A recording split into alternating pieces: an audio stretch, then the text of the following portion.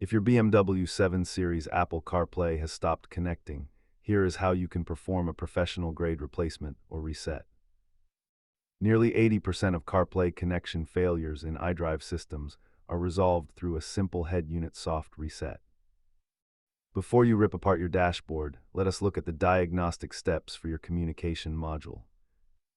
Follow these steps to force a system reboot and clear out any cached handshake errors between your phone and the car.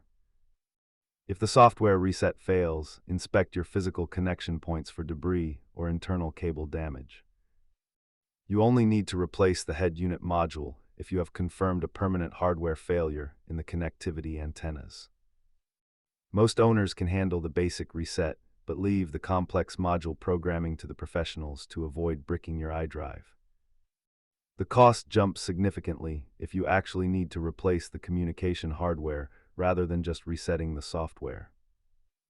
Always disconnect the battery before working on the dash and use proper trim tools to keep your interior looking factory fresh. Make sure you have these specific tools on hand before you begin your diagnostic work.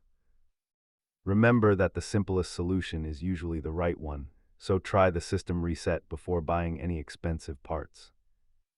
If this guide helped you restore your CarPlay, hit subscribe for more BMW repair tips.